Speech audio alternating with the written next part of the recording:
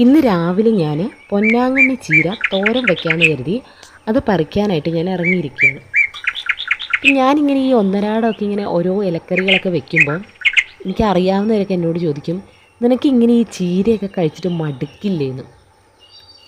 ഞാൻ അപ്പോഴാണ് ഒരു കാര്യം ആലോചിച്ചത്. വീട്ടിൽ ചേട്ടായും പിള്ളേരും ദിവസവും അവർക്ക് മീൻ കഴിച്ചില്ലെങ്കിൽ ശരിയാവില്ല. അപ്പം ഞാനിങ്ങനെ ആലോചിക്കാറുണ്ട്, ഇവർക്ക് ഈ ഡെയിലി മീൻ കഴിച്ചാൽ മടുക്കില്ലേന്ന്. അപ്പോൾ ഈ സംഭവത്തിൻ്റെ ഉള്ളിലുള്ള സീക്രട്ട് എനിക്ക് മനസ്സിലായി. നമുക്ക് ഭയങ്കര ഇഷ്ടമുള്ള അല്ലെങ്കിൽ നമുക്ക് ഒരുപാട് ഇഷ്ടമുള്ള സംഭവങ്ങൾ ഡെയിലി നമുക്ക് കഴിച്ചാലും അത്ര വലിയ മടുപ്പൊന്നും ഉണ്ടാവില്ല.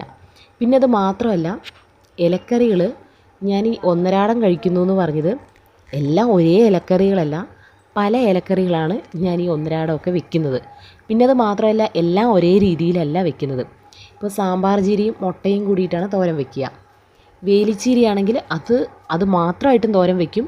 ഇനിയല്ല, ചക്കക്കുരുവൊക്കെ ഉണ്ടെങ്കിൽ അത് നീളത്തിലരിഞ്ഞ് അതിൻ്റെ ഒപ്പവും തോരൻ വയ്ക്കും.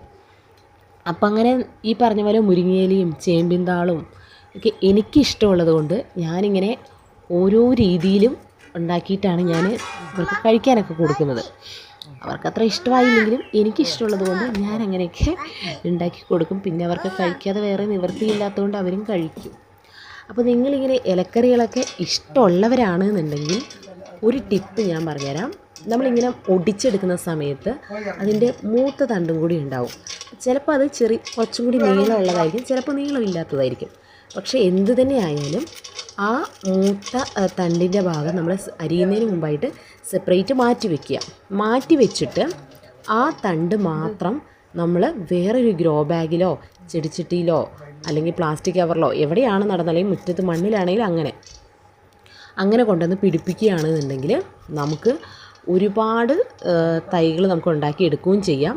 നമുക്കിങ്ങനെ ഇലക്കറികളൊക്കെ ഈ പറഞ്ഞ പോലെ ആഴ്ചയിൽ ഒന്നരാടമൊക്കെ നമുക്ക് തോരൻ വെക്കാനും കറിക്കുമൊക്കെ എടുക്കാനായിട്ട് പറ്റുകയും ചെയ്യും.